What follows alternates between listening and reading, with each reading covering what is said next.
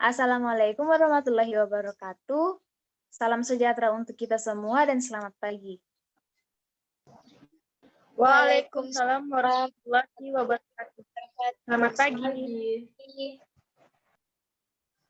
Perkenalkan, kami mahasiswa dari Poltekkes Kemenkes Makassar, jurusan Gizi tingkat 2B. Saya Datu Kirani Ramba sebagai MC, dan rekan saya yaitu Andi Dwi Salsabila sebagai pemateri. Halo. Sulfani Syamsul beserta Nur Khairunisa sebagai audiens. Halo. Apa kabar semuanya? Semoga kita semua selalu dalam keadaan yang sehat dan selalu dalam lindungan Tuhan Yang Maha Kuasa. Adapun tujuan kami pada pagi hari ini yaitu untuk melakukan penyuluhan tentang seberapa pentingnya nutrisi pada ibu menyusui. Sebelum kita masuk ke dalam materi, adapun pokok bahasan yang akan kita bahas pada pagi hari ini yaitu yang pertama, apa itu nutrisi? Yang kedua, apa prinsip nutrisi pada ibu menyusui? Dan yang ketiga, apa saja kebutuhan gizi pada ibu menyusui? Dan yang keempat, apa pantangan bagi ibu menyusui? Dan yang kelima, apa saja dampak-dampak kekurangan nutrisi pada ibu menyusui pada anak dan ibu?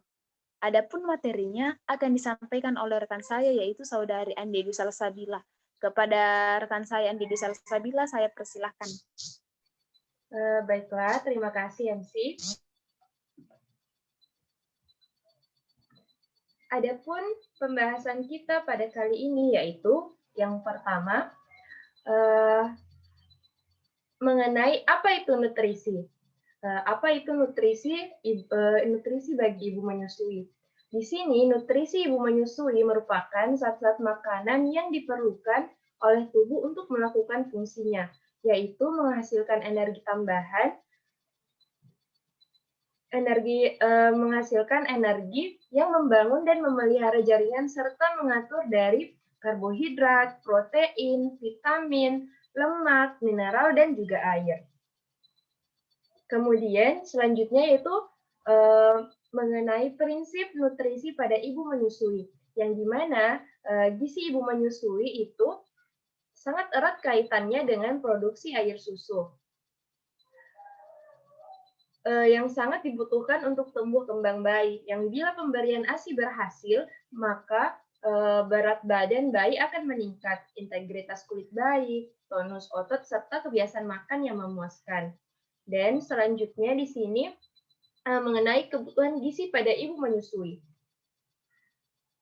Dari ibu-ibu perlu tahu bahwa di sini ibu menyusui selama menyusui proporsional dengan jumlah air susu ibu yang dihasilkan akan lebih tinggi selama menyusui dibandingkan ketika selama hamil.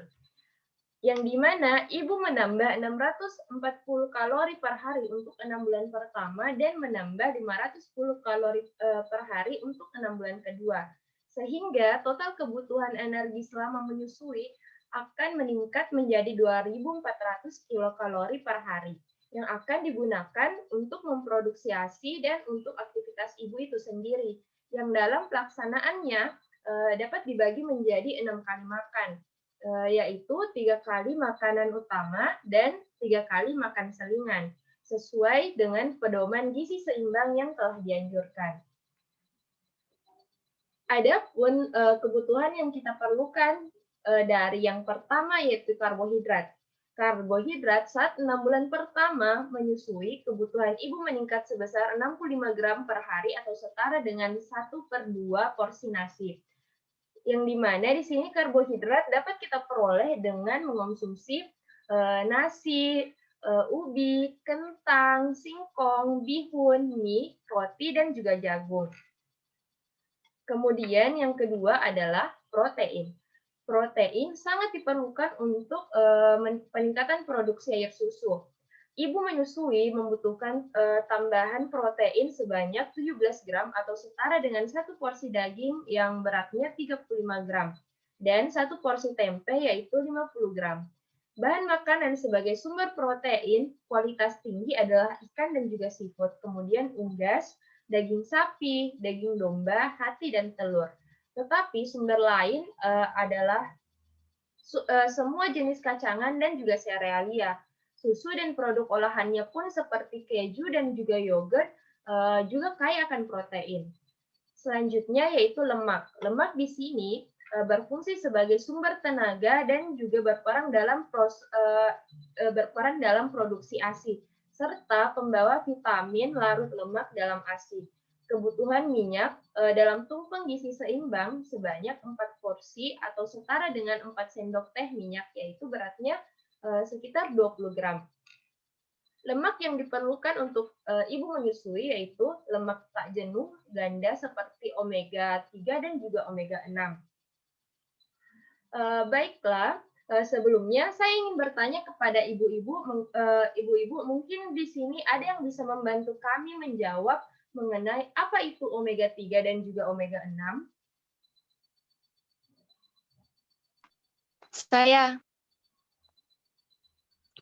Menurut saya, omega 3 dan omega 6 adalah asam lemak yang sangat penting dan dibutuhkan oleh bayi untuk perkembangan otak. Terima kasih. Wah, bagus ya jawabannya benar dari Ibu Anis. Dan di sini saya akan menambahkan sedikit terkait sumber yang bisa kita konsumsi untuk mendapatkan omega 3 maupun omega 6.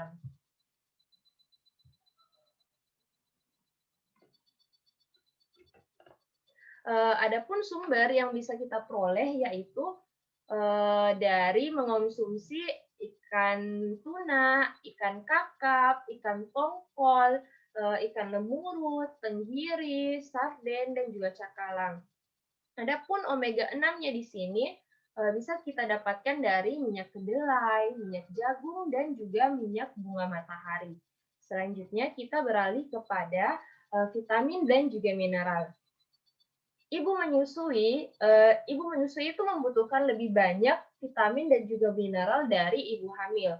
Kadar vitamin dalam ASI sangat dipengaruhi oleh vitamin yang dimakan oleh ibu. Jadi, suplementasi vitamin pada ibu akan menaikkan kadar vitamin ASI. Ibu menyusui rentan terhadap kekurangan gizi. Untuk mencegahnya, kita perlu suplemen baik berupa makanan maupun vitamin dan juga mineral, khususnya vitamin A dan juga zat besi. Selanjutnya, kita akan beralih mengenai pantangan ibu menyusui.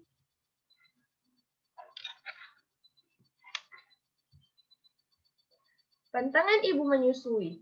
Sebelum kita berpindah pada pembahasan, terlebih dahulu saya ingin bertanya kepada ibu-ibu. Menurut ibu-ibu, apa saja sih pantangan ibu menyusui?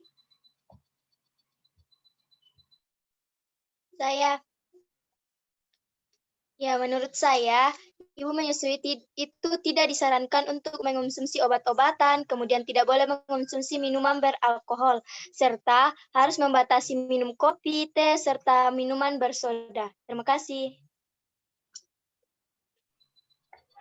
Wah, jawabannya tepat sekali ya ibu-ibu. Jawaban yang diberikan oleh Ibu Fani. Pada saat kita dalam keadaan menyusui, tentu kita tidak dianjurkan melakukan hal-hal tersebut. Juga kita tidak diperbolehkan untuk merokok. Mengapa demikian?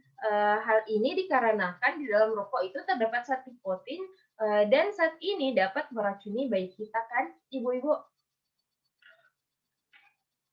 Selanjutnya, adapun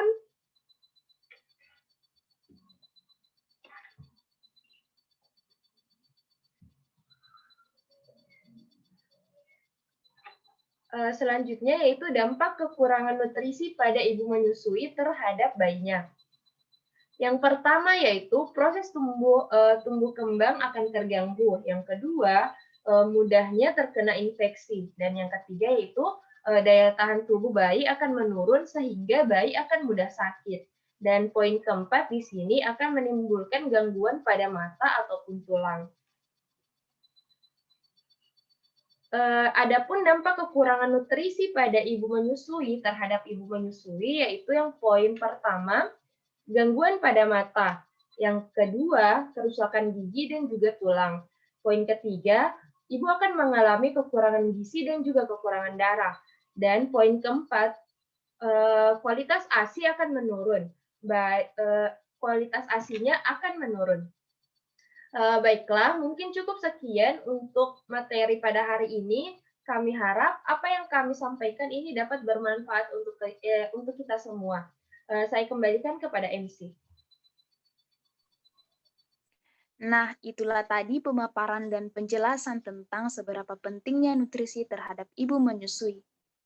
Kesimpulan yang dapat kita petik pada penyuluhan kali ini, yaitu yang pertama, nutrisi merupakan zat makanan yang sangat dibutuhkan oleh tubuh manusia, terutama terhadap ibu yang masih dalam tahap menyusui. Dan kesimpulan kedua yang dapat kita petik yaitu untuk menjamin kualitas air susu yang baik, maka sang ibu harus tetap mengonsumsi makanan yang sehat dan bergizi. Sampai di sini ibu-ibu, apakah ada yang ingin ditanyakan? Saya.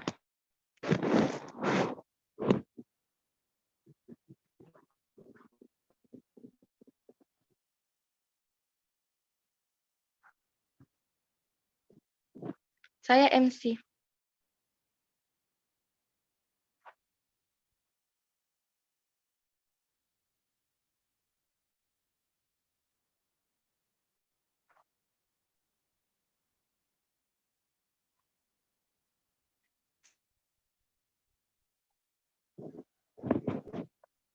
Maaf sebelumnya, berhubung karena jaringan saya yang kurang memadai, saya ulang. Sampai di sini ibu-ibu, apakah ada yang ingin ditanyakan? Saya MC. Baik, kepada Saudari Nur Khairunisa, saya persilahkan. Ya, terima kasih atas kesempatan yang diberikan. Jadi saya ingin bertanya kepada pemateri terkait materi yang dibawakan, yaitu nutrisi untuk ibu menyusui. Jadi, adapun yang ingin saya pertanyakan adalah bagaimana saya cara tahu bahwa bayi saya itu sudah mendapatkan ASI yang cukup. Saya kembalikan.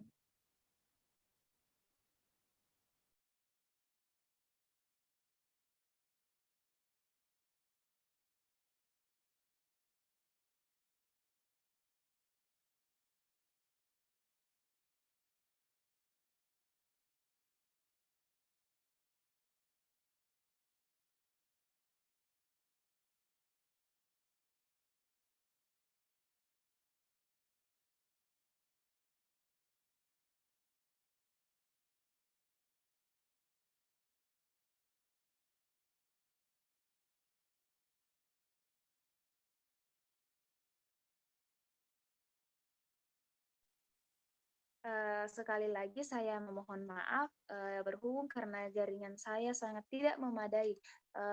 Saya bertanya kembali ke Saudari Nur Khairunisa, apakah pertanyaannya sudah dikatakan?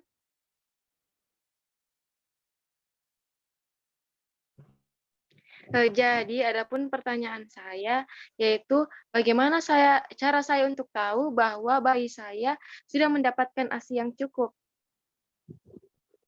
Saya kembalikan. Ya, pertanyaan yang sangat luar biasa sekali. Baik, saya persilakan kepada Saudari Andi Salsabila untuk menjawab pertanyaan dari Saudari Nur Khairunisa. Ya, terima kasih atas pertanyaannya. Mungkin langsung saja saya jawab ya pertanyaannya. Yaitu di mana bila konsumsi ASI cukup, maka jumlah diaper basah setiap harinya yaitu minimal 6 buah dan diaper kotornya yaitu minimal 1 buah. Hitungan ini berlaku untuk bayi berusia 6 hari ataupun lebih. Selain itu, bayi yang kenyang cenderung tidak rewel tidak rewel dan akan mengantuk dan juga tidur pulas. Bayi yang kenyang biasanya mengantuk seperti drunker master, sehingga bayi akan sulit sekali ditegakkan kepalanya ketika akan digendong.